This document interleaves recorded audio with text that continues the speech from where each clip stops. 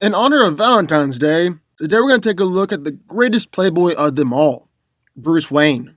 Well, I guess Tony Stark could rival him for that spot, but just ignore that because this video is all about Bruce. And I don't just want to take a look at all the random chicks that Bruce has been with throughout the years, but instead, we'll look at all the superheroes he's been with throughout the years. Let's get started.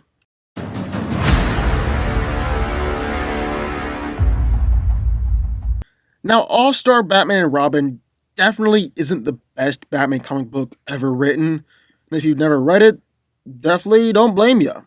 There's a whole section where Batman seemingly murders a whole bunch of punks by starting a fire on the docks and literally burning them alive.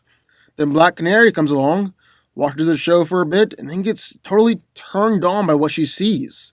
The two of them end up getting it on in an alley, leaving their suits on because it's better that way.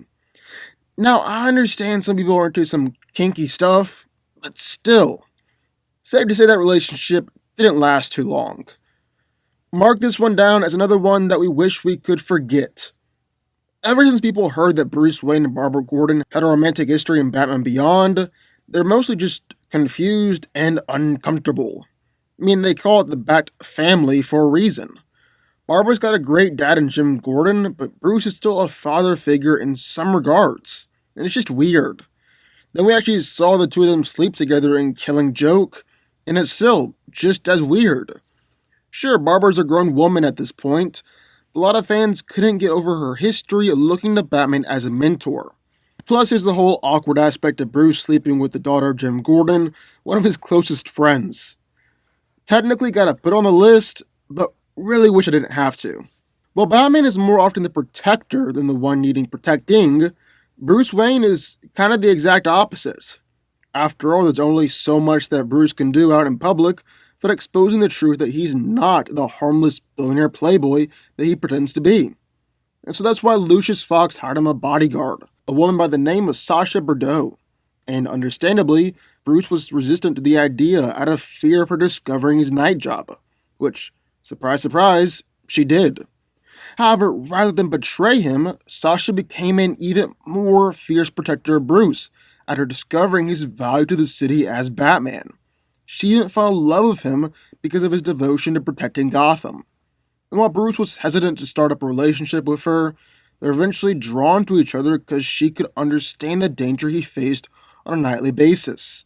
However, it's also the danger that drove them apart, because it's kind of hard to build a life together when you're constantly worried about the other one dying. I'm definitely playing fast and loose with the term hero here, but Talia has been such a key staple in Bruce's love life that it'd be a shame not to include her on this list. That being said, this is definitely one of the most one-sided relationships in all of comics.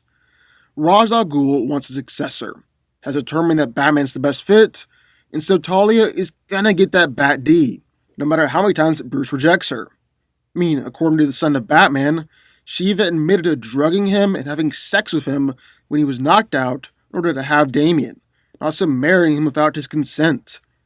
Of course, some of the blame here has to go to Batman, because he knows what kind of girl Talia is, yet time and time again, always seems to make his way back to her.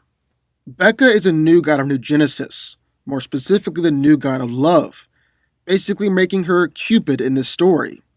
However, as a part of Becca's powers, whenever she put someone under a seduction spell so that they couldn't resist her, it meant that she was under the same seduction spell and she couldn't resist that person either. So, what? Yeah, her powers are kind of the worst. What's the point of making someone fall under your power if you fall under their power too? Regardless, Batman and Becca ended up becoming partners for a while as they worked together to stop Darkseid's plans. And Batman couldn't resist her, she couldn't resist him, and so they did the deed a few times. Jeez, Bruce. Come on, man. This definitely breaks the bro code. Just like Black Canary and Green Arrow, you just gotta go after the girl who's been a long time committed relationship with one of your closest friends. Not cool.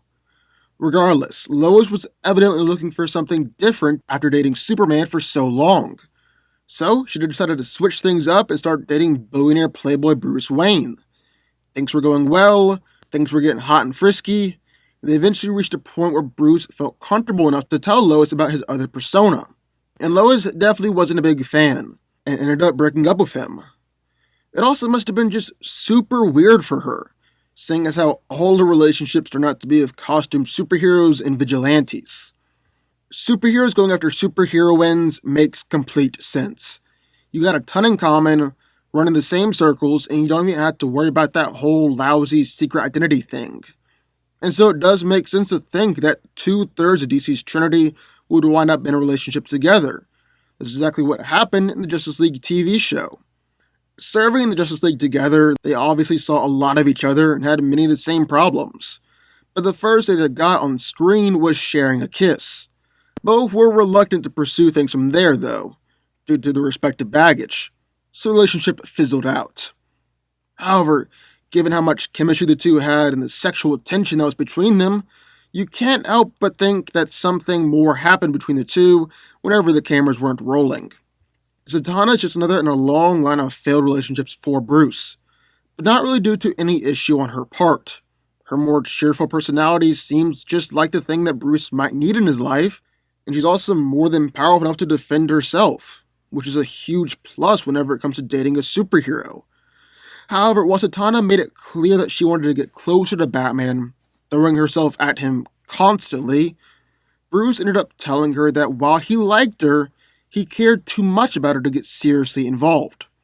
Which, we all know what that means. Friends with benefits. And then to top it all off, Catwoman. Because you definitely can't make this list without including Selina Kyle. There's always that girl that just stands out above the rest. The girl that no one else can top. And for Batman, well, it's Catwoman. What more can I say? In stories like The Dark Knight Rises, Bruce and Selina leave behind their masked alter egos and run away together. In some timelines, they're married and they have children. And while the marriage story might have had its low points, Catwoman leaving Batman at the altar was definitely disappointing to most fans, they were finally able to right that ship, and Bruce and Selina made that commitment towards each other.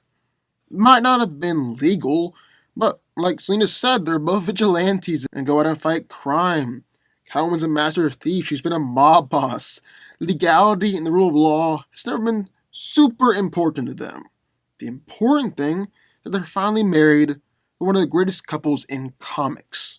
But what do y'all think? What's your favorite Batman relationship? Sound off in the comments down below. Also be sure, the like button, subscribe button, turn on notifications, join the Fanco army, and I will see you all next time.